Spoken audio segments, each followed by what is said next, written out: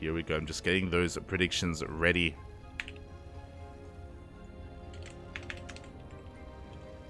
Un momento here. And spawning!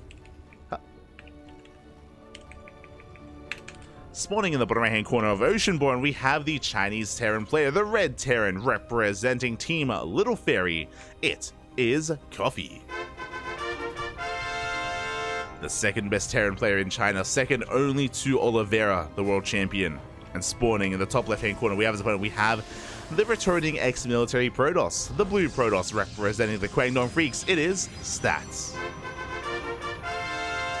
And if you are in the chat, predictions are open, so place your bets on who you think is going to advance onto the grand finals. Do you have faith in the Stats, or do you want some of that coffee?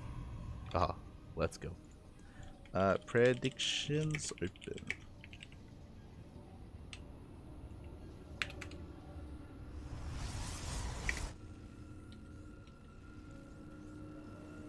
Here we go. They work the night shift. They do. That's referring to Max and Clem. That is true. As for now, Stats is going to be moving out here. Just checking for proxies, checking here at his linear third base, his triangular third, his fourth base location as well. So Stats just being very wary here, and I think this is a wise choice. Coffee is not the most standard of players. Not saying he's cheesy, but he's very unique and very unorthodox. He's kind of a trendsetter in a way where he does at times come up with his own builds, and they can catch on amongst the rest of the scene, the rest of the meta, if you will. We have seen times where Coffee builds have been adopted by players like Beyond, players like Maru, players like Cure. Coffee is more of an innovator in that sense. So I'm always excited to catch me some of that Coffee. And he's been doing very well. He's been doing very well this year. I believe in ESL Masters Summer, Coffee came second to Oliveira overall in the Asia region. I think in the winter season he got top 4, if I'm not mistaken. I remember Firefly made it to the finals. And I think it was Cyan who made it 3rd. I think it was Coffee 4th, if I'm not mistaken. But regardless, Coffee has been, again, really having a bit of a resurgence here in 2023. We'll see if he can bring it here to Stats. So far, the Reaper is going to be dipping in between the bases. Behind this, it was a Rax expand initially here into our second gas, guys. We do have the starport on the way. CC going to be finishing up. Sorry, I said Rax expand. I think it was a double gas opener. My apologies. It was double gas opener, which is why we already have Hellions on the way. So more of an aggressive build here from Coffee. Back at home Stats, his tech of choice is going to be a Twilight Council, not a Stargate. This should be for Blink from our Protoss player. I said should be for Blink. There are some Protoss players that mix in Dark Shrine openers in this matchup, but I don't think Stats is the kind of player to meddle too much with DTs. Not against Terran. Maybe later on in the late game, but this early on should be Blink. 2 gates on the way, 1 is already done. It's going to be 3-gate Blink. For now, we'll keep an eye on things to see if he throws down a 4th gateway. But 3-gate Blink should eventually lead into an expansion. Meanwhile, Hellions are moving out. Stats has some pretty good SimCity here on the low ground. He has a Sentry as well. Hallucination Scout comes in. He does confirm the 111. He confirms the Tech Lab researching. He's aware of those Cloak Banshees. Meanwhile, the Hellions, they dive in, they ignore the army. They take down the Sentry, they go right for the mineral line. It takes 3 Hellions to one-shot a probe, and probes are burning down. Oh my god, we're roasting them, and we get 5 so far. Can we get more? The body blocking. Body blocking a little bit too good. Only 5 workers here. Could have been so much worse. But we also got a scout off. We confirmed the Twilight Council. We started researching. We did get eyes on the gateway count as well. 3 gates, which means Coffee knows that his opponent is expanding and won't be committing too hard to the counterattack. And there's that 3rd. 3rd is on the way. Looking at the unit Salt Slab here, it was 4 Hellions and 1 Reaper for 5 probes and 1 Sentry. Again, I'm sure Coffee was hoping for more damage. I'm sure he was hoping for more, but did well for himself just because Hellions do not scale well into the late game or into the mid game. They don't really scale well at all. Banshee has arrived. Cloak is done. We don't have detection. Not yet. Robo is still on the way. We can make some magic happen here. We do have some shield batteries, at least at the natural. But Stats has no way to detect. Coffee, though, waiting for his second Banshee. The reason for this, for those who may be unaware, is that the shield battery does protect your mineral line, but 2 Banshees one-shot workers. So if you line up the shots, even if there's a shield battery, even if there's an overcharge, it won't protect the mineral line. It will not protect these workers. So, bit of a risky maneuver here. As we wait a little bit longer, here we go. We do activate the cloak. We go actually for the sentries. But we do get within range of that shield battery. And we don't commit here. Again, I feel like there was a lot of potential. So much potential for this to deal damage. 0 detection. Observers still on the way. But Coffee playing this out very safely. Meanwhile, he does push out with his tanks. Gets within range of that third base. Forces a cancel. Yeah, and he should get a kill. There's no way for Stats to really keep up with this. He's going to try to engage. Take some tank shots to the face. That's going to be a kill on the Nexus. Even though we didn't eviscerate the mineral line, which I 100% believe we could have done, there's still good damage being done. We dive on top of the Stalkers as well. The tanks are getting within range. And Coffee snowballing out of control. Stats trying to take another Nexus. Stalkers are falling. Against Stats, he was missing warp ins. He didn't really have enough Stalkers here to defend. The Artosis pylon goes down. We depower everything. We're denied charge. We denied the robo production. We dive on top of the tanks, but Coffee snowballing out of control. GG gets called. And Coffee takes game number 1. Whew. GG.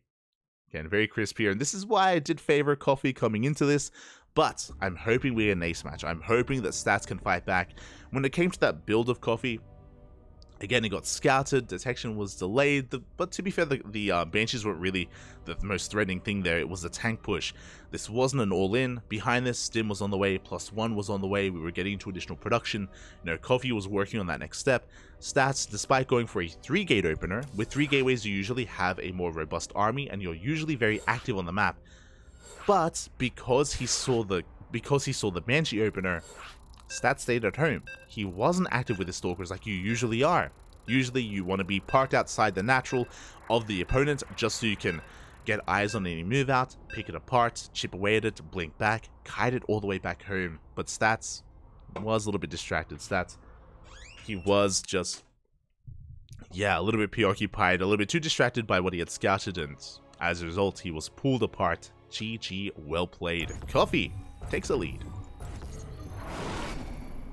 And now we're getting into game number 2 and spawning in the top left-hand corner of Site Delta. We have the red Terran player representing Team Little Fairy.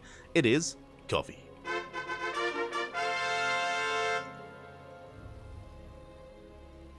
And spawning in the bottom right-hand corner, we have his opponent. We have the blue Protoss player representing the Kwangdong Freaks, looking to fight back, looking to force the ace match. It is Stats.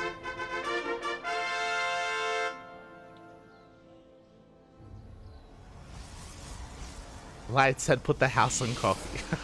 That's not what I said. I said ace match. Ay, ay, ay. Este rowdy.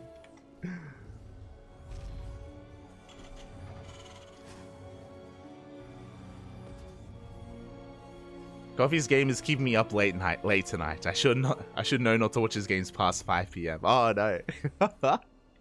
Not the Coffee at 5 p.m. Take care of yourselves, everyone. Take care. Drink plenty of water, hydrate yourselves. Be careful when you indulge in some coffee action. Be very careful. It's dangerous. It'll keep you up at night. Patience also serving. Yes, I love Patience. Patience, unironically, my favorite Protoss. Unironically, my favorite Protoss player. Not just Korean Protoss, just period. I love me some Patience. Meanwhile, behind this, we are getting to our standard opener. Stats being very vigilant when it comes to scouting. He checks his linear third, checks his triangular third, making sure that there is no proxy. Making sure that there's nothing on the up and up. And back at home, Coffee going for a Rax Expand. A very economic opener this time. Rax Expand, single gas opener from our Chinese Terran player, going straight into that factory behind this. Very important to take note of this as well. He's not going for a 3 racks. Going for the second gas geyser into a what seems to be a 1-1-1. Seems to be.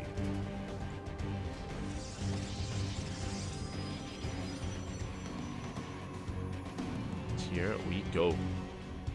Reaper is moving out. Stats are getting set up. Getting a safety shield battery. I do appreciate this. This time we're going for a sentry opener from stats. Those that are curious, especially with the damage point change at the start of the year, sentry openers are a lot more viable because you can kite against the Reaper very well. And the power of a sentry opener is the hallucination. Is you're able to scout across the map to get a read on the build of choice, to get a read on something like a 3 racks or a 3-1-1, or any kind of unorthodox play, any kind of hidden tech. So yeah, Stats just playing very safely here, and this time he's not going into Blink, this time he's going into Stargate. Is going to be a Stargate opener here from Stats. Should be for Oracles initially, but we could just go straight into Phoenixes. We have a couple of options here for Stats with how aggressive he wants to be, or defensive. Behind this, just a standard opener. It's going to be 1-1-1 into a Mind Drop. So the goal here of this opener from Coffee is to scout. Very similar to the Sentry opener, where the Sentry has a hallucination to get across the map and to get an eye on what the Terran is doing. Likewise, with this Widowmine drop, we can invest. We can go up to 2-3 Widowmines if we really want to. Hallucination comes in, does get eyes on everything. But this drop is designed to, one, maybe get some damage, but the purpose really is to get eyes on the tech and to get eyes on the build. There we go, the drop is moving out, is spotted by the hallucination, and Stats can reposition back at home. He's aware of the Mind Drop. There we go, Phoenixes are in production. No Oracles, just pure Phoenix here from Stats. Phoenixes are amassing. We do have a decent gateway count to support this as well, going for a Robo. Now, this should be a Robo into a Robotics Bay. We can go one of two ways. We can go Phoenix Colossus or Phoenix Charge. Both are viable. Both have their place. But the kind of player that Stats is, I imagine he's going to be going for a Robotics Bay for Colossus production. Once we get into the mid-game. Meanwhile, here comes that drop. I love that he was faking out a drop towards the main. So Stats is a bit out of position. The drop does pivot away, goes towards the natural instead. We're waiting for the boost. Waiting for the opportune moment. Phoenixes are moving in. Stats is going to be checking. No! He checks. He does come across the medevac. A big scout here. Big pickoff.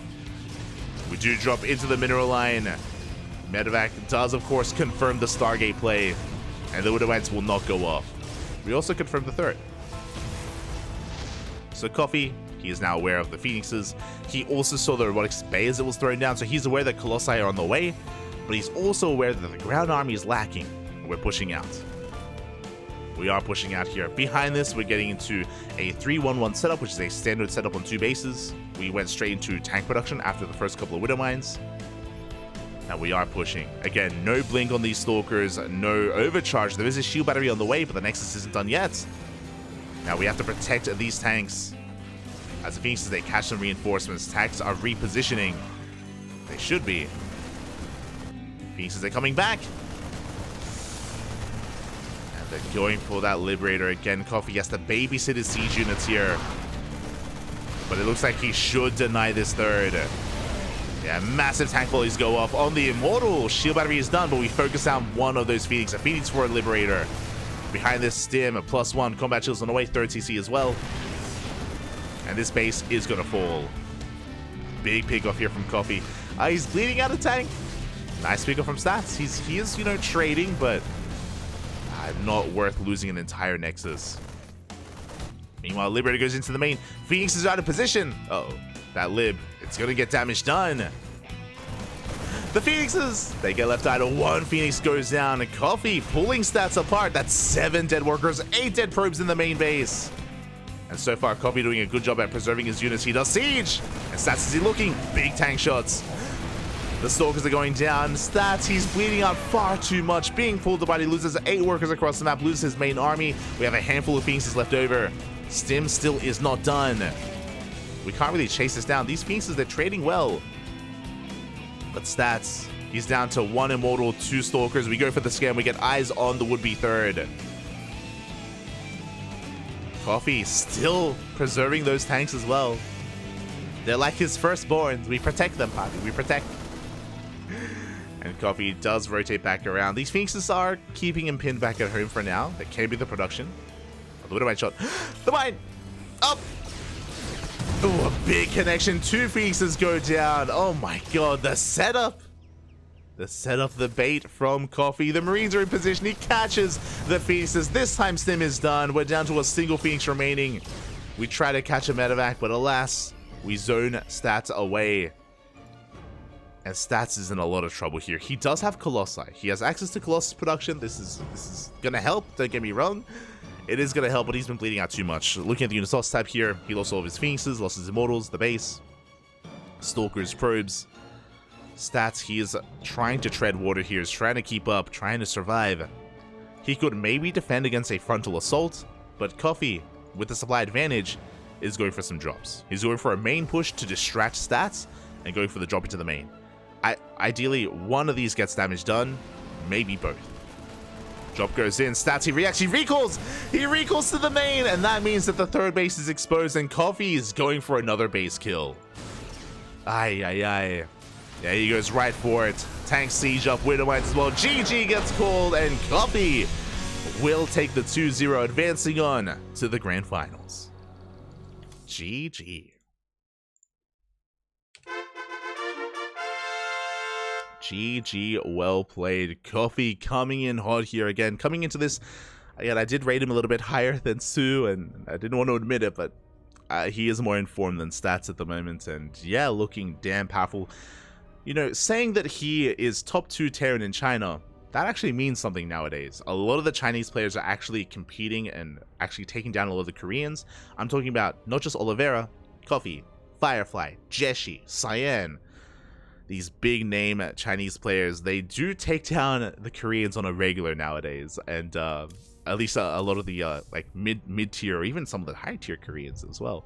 And they do pose a threat. GG, Coffee advances on. Congratulations.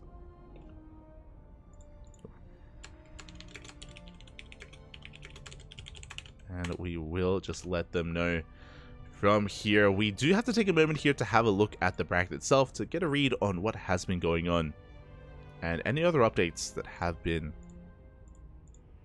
coming in as well.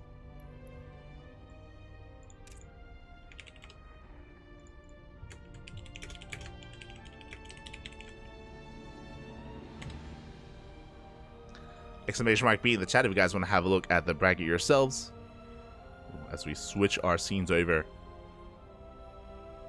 and try to get a read on what has been going on here. And